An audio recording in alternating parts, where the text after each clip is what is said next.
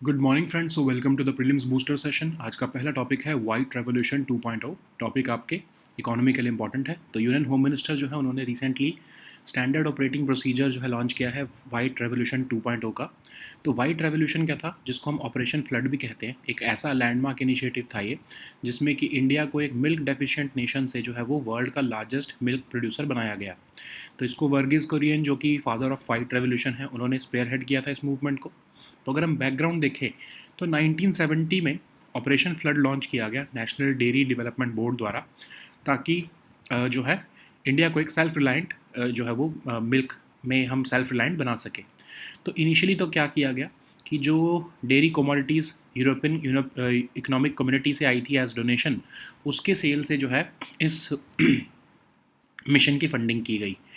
और ऑब्जेक्टिव ये था कि इंडिया को मिल्क आउटपुट को जो है वो इतना बढ़ाया जाए कि कंट्री सेल्फ सफिशिएंट हो जाए, फिर फार्मर्स को कोऑपरेटिव्स में ऑर्गेनाइज किया जाए और एक रिलायबल सप्लाई चेन बनाई जाए, ताकि जो है rural milk producers directly urban market से कनेक्ट हो सके।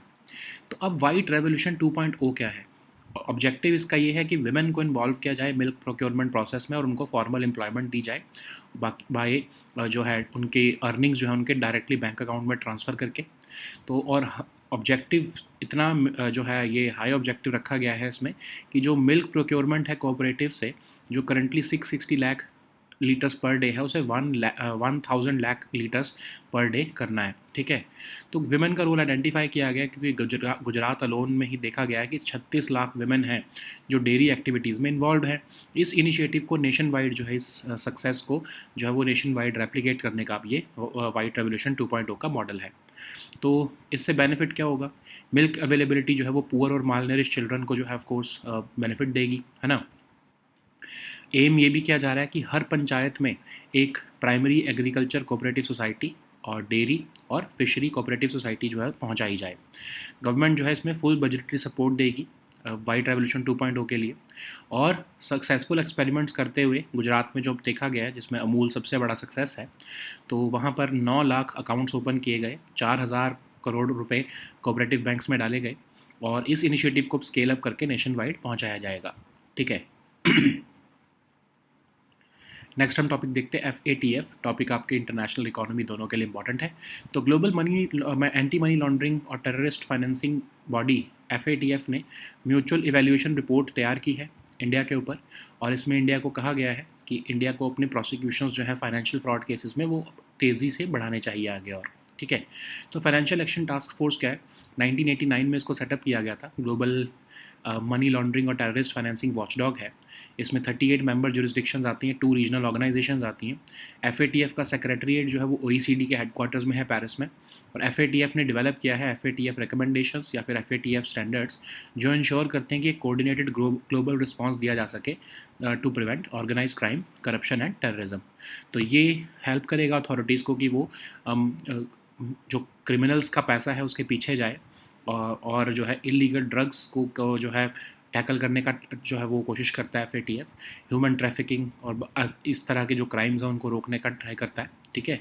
फिर इवन जो फंडिंग होती है कई बार वेपन्स ऑफ मास डिस्ट्रक्शन की, उसको रोकने के लिए भी FATF जो है एक्शंस लेता है। ठीक है। तो ये म्यूचुअल इवैल्यूएशन प्रोसेस क्या होता है? तो ये जब भी प्रोसेस होता है किसी भी कंट्री के ऊपर, तो बेसिकली उसकी इवैल्यूएशन की जा रही है कि क्या उसके जो लॉज हैं या क्या उसके जो एग्जीक्यूशन ऑफ लॉज हैं वो इंटरनेशनल स्टैंडर्ड्स जो है मनी लॉन्ड्रिंग और टेररिस्ट फाइनेंसिंग के अगेंस्ट उनसे कंप्लाई करते हैं। तो ये प्रोसेस इवैल्यूएशन इंडिया की जून 2010 में हुई थी, जब इंडिया को रेगुलर फॉलोअप कैटेगरी में डाला गया था। और अब जो है 2024 में जो है ये असेसमेंट हुई है, और इसके बाद जो है असेसमेंट नेक्स्ट इंडिया की होगी 2031 में। तो इस असेसमेंट की जो म्यूचुअल इवैल्यूएशन रिपोर्ट आई है इंडिया के ऊपर, इसमें इंडिया को रेगुलर फॉलोअप कैटेगरी में डाला गया है, जिसमें कि इंडिया की जो है तारीफ़ की गई है कि बहुत हाई लेवल ऑफ कंप्लायंस है इंडिया में मनी लॉन्ड्रिंग और टेररिस्ट फाइनेंसिंग के अगेंस्ट।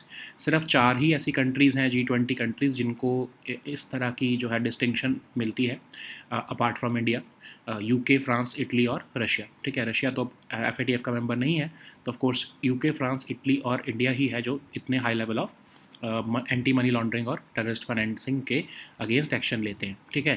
तो इंडिया की जो है मनी लॉन्ड्रिंग और टेररिस्ट फाइनेंसिंग के लॉज को भी जो है प्रेज़ किया गया है, और किस तरह से इंडिया ने फास्ट ट्रैकिंग ऑफ ट्रायल्स किया है और उसको भी रिकग्नाइज़ किया गया है।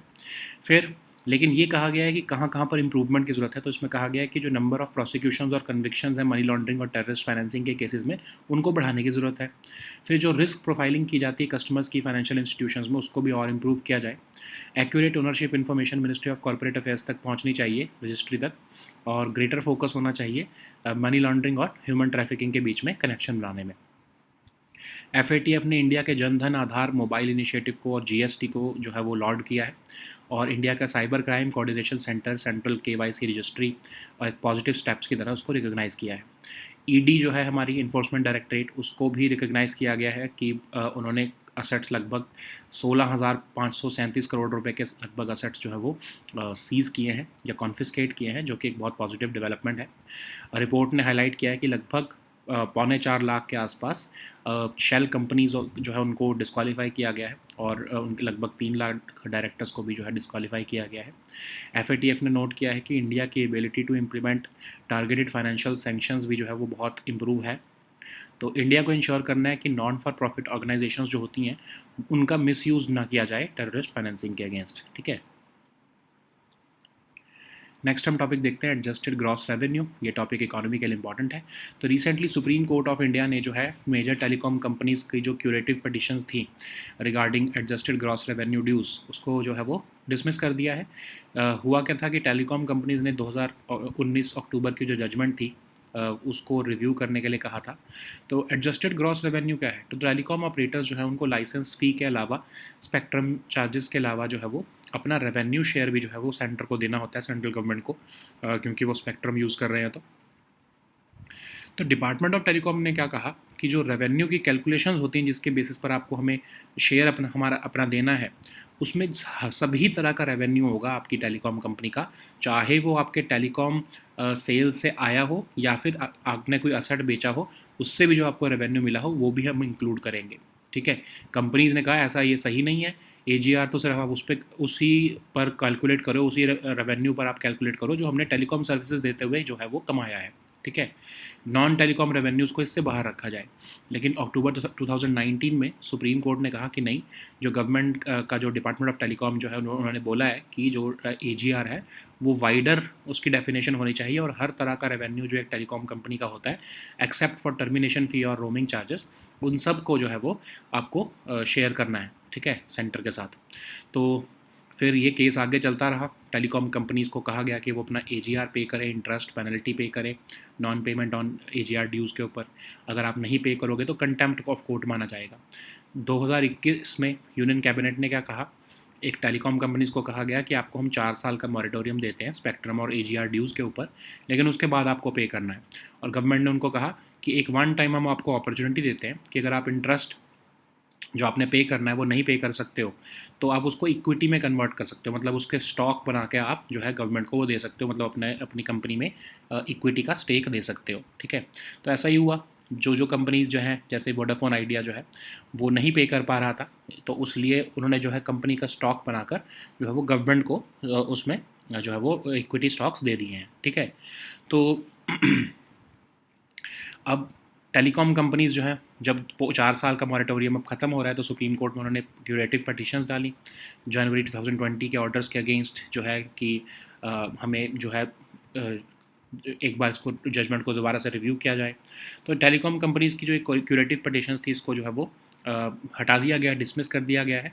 कोर्ट ने ऑब्जर्व किया कि सेक्टर जो है इस टेलीकॉम सेक्टर ने 2004 से लेकर 2015 तक बहुत ज़्यादा रेवेन्यू, ग्रॉस रेवेन्यू जो है वो कमाया है, और उस पर जब उन शेयर देने की बारी आ रही है गवर्नमेंट को, तो वो उससे मना कर रहे हैं। तो टेलीकॉम सर्विस प्रोवाइडर को कहा गया है कि फाइनेंशियल बेनिफिट्स जो हैं जो पैकेज के जो होते हैं वो उन्होंने इन्जॉय किए हैं उस पीरियड के टाइम पर, और जो है लाइसेंस फ़ी जो है वो पब्लिक एक्सचेकर को जो पे करनी होती है,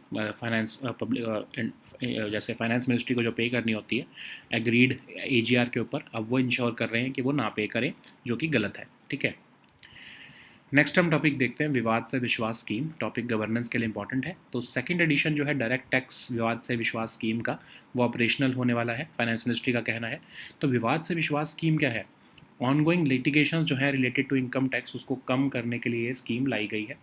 पहले भी लाई गई थी एक्चुअली।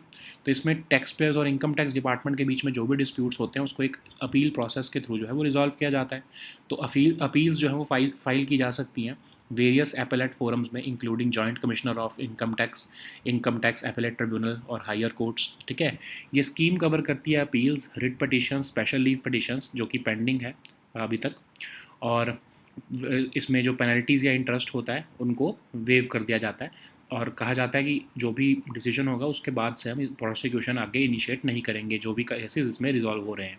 ठीक है, लेकिन कुछ ऐसे केसेस हैं जो विवाद से विश्वास स्कीम में नहीं आ सकते, जैसे जिन केसेस में सर्च वारंट इशू हो चुके हैं, प्रोसिक्यूशन हो रही हैं, या फिर अनडिस्क्लोज्ड फॉरेन इनकम है, तो उस केसेस में जो है ये विवाद से विश्वास स्कीम जो है वो नहीं आती है। नेक्स्ट हम टॉपिक देखते हैं mini moon. Topic science and tech के लिए इंपॉर्टेंट है।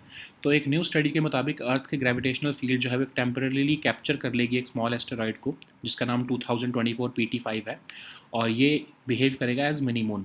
तो मिनी मून क्या होता है? मिनी मून बेसिकली वो एस्टेरॉइड्स होते हैं जो अर्थ के ग्रेविटी को एस्केप करने में फेल हो जाते हैं।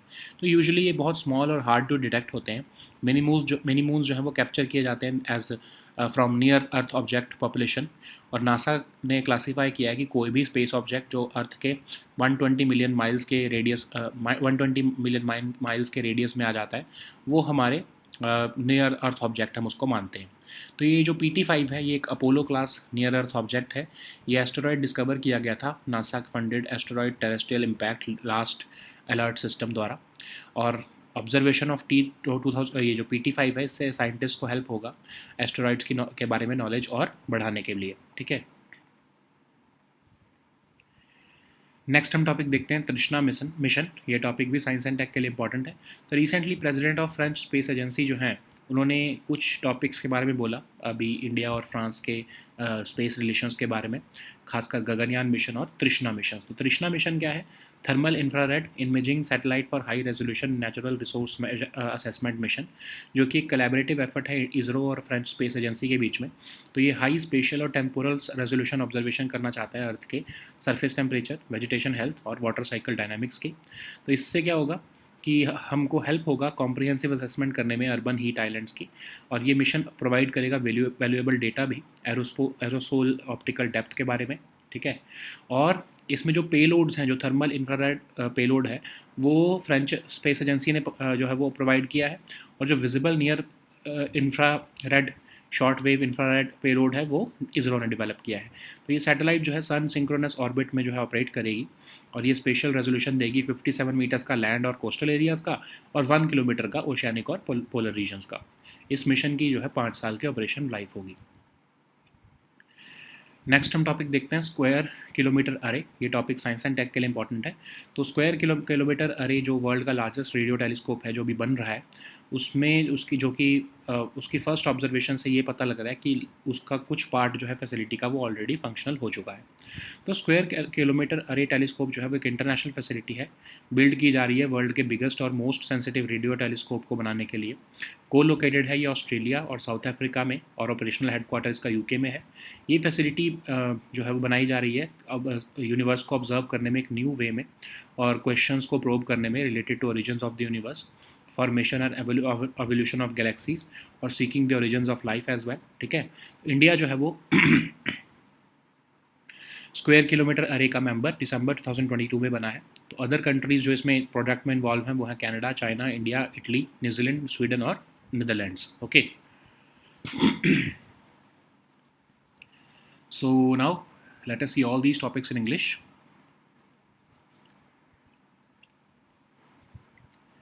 So the first topic is White Revolution 2.0. This topic is important for your economy section. So Union Home Minister and Corporation Minister has said that has launched the standard operating procedure for White Revolution 2.0. So the White Revolution was also known as the Operation Flood, and it was a landmark initiative that transformed India from a milk deficient nation to the world's largest milk producer. So this initiative was spearheaded by Verghese Kurien, who was the father of White Revolution in India. And the White Revolution began in 1970 with the launch of Operation Flood by National Dairy Development Board, and it was initially funded by the sale of surplus dairy commodities which were donated by the European Economic Community to India. The key objectives of the White Revolution were to boost India's milk output and to make India a self-sufficient country in milk production, and to establish dairy cooperatives and organizing farmers into cooperatives, to create a reliable supply chain to connect rural milk producers directly with urban markets. Okay, so what is White Revolution 2.0? So this initiative seeks to include women who are involved in milk procurement into formal employment by depositing earnings directly into their bank accounts, and this program also targets to increase milk procurement by cooperative from the current 660 lakh liters per day to 1,000 lakh liters per day. So women's role in the dairy sector has been recognized. So in Gujarat alone, 36 lakh women are involved in dairy activities, and this initiative aims to replicate that success nationwide. So Amit Shah ji highlighted that increasing milk availability would primarily benefit poor and malnourished children. This initiative also aims to ensure that every panchayat in the country will have a primary agriculture cooperative society, a dairy, or fishery cooperative society, so as to expand the reach of cooperatives nationwide. The government has assured full budgetary support for White Revolution 2.0, recognizing it as a priority area. And following the successful experiments in Gujarat, including the experiment in which 9 lakh accounts were opened and deposits of almost 4,000 crore were made in cooperative banks, this initiative will now be scaled up nationwide. Okay. So the next topic is FATF. This topic is important for your international relations and economy section. So Global Anti-Money Laundering and Terrorist Financing Body, FATF, has launched its mutual evaluation report on India, and it has also urged India to expedite its prosecutions in financial fraud cases. So what is Financial Action Task Force? So it was set up in 1989, and it is the global anti-money laundering and terrorist financing watchdog. So currently, it comprises of 38 member jurisdictions and 2 regional organizations. Its secretariat is located at the OECD headquarters in Paris. FATF has developed the FATF recommendations, FATF standards, which ensure a coordinated global response to prevent organized crime, corruption, and terrorism. So this also helps the authorities to go after the money of criminals who are dealing in illegal drugs, human trafficking, and other crimes. It also works to stop funding for weapons of mass destruction. Okay. So what is FATF's mutual evaluation process? So the mutual evaluation process is a comprehensive and rigorous assessment which is conducted to evaluate a country's compliance with international standards for combating money laundering and terrorist financing.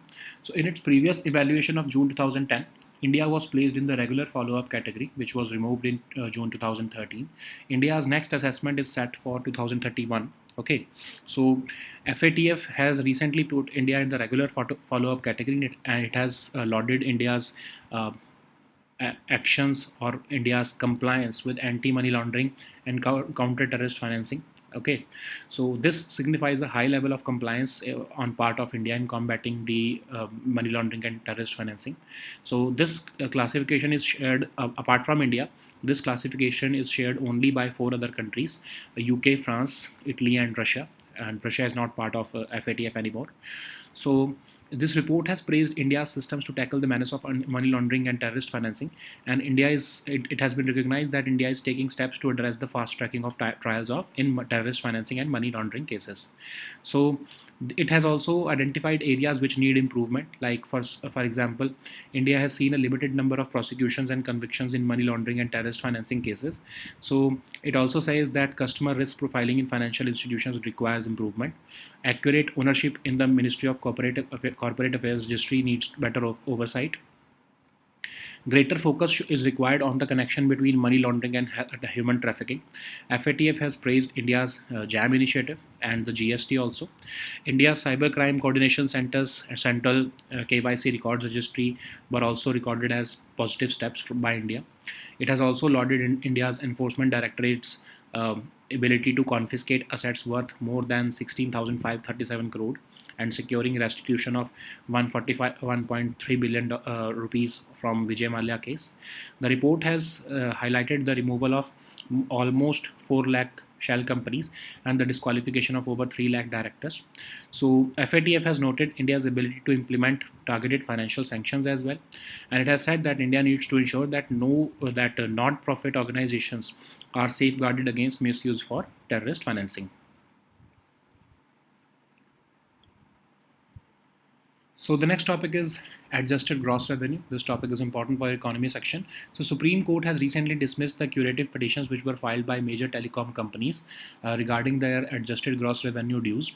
So these companies sought a review of the court's October 2019 judgment with respect to AGR dues, which they are liable to pay to the government. So actually, the telecom operators are required to pay license fees and spectrum charges in the form of revenue share to the center, and this revenue amount is used to calculate the revenue share that is termed as the AGR. Okay, so as per the Department of Telecom, the revenue calculation should incorporate all kind of revenue that is earned by a telecom company, whether it is a telecom revenue or it is non-telecom revenue. Okay, so even if a telecom company is earning money from deposit interest and the sale of any assets, that also would be included in calculation of AGR. Okay, but companies contended that AGR should only comprise of the revenues that we generate from telecom services. Okay, but in October 2019, the Supreme Court widened the AGR definition and included the government's view, saying that all types of revenue except for termination fee and roaming charges should be part of AGR. So it directed the telecom companies to pay AGR, interest and penalty on non-payment on AGR dues. So in case of default on payment, interest and penalty on interest, it would automatically be payable, and that non-payment would be punishable by contempt of court. So in September 2021, to give marginal relief to telecom companies, the Union Cabinet cleared the telecom reforms package, and it provided a 4-year moratorium on spectrum and AGR dues.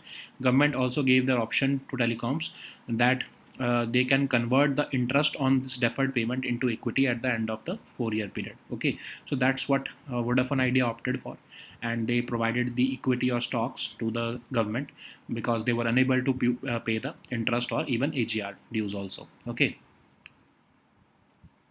So now what happened is that the 4-year moratorium period is about to end, and the Supreme Court, the telecom companies approached the Supreme Court for curative petitions, and in January 2020, the court had rejected the pleas by these telecom companies which were seeking review of the 2019 verdict.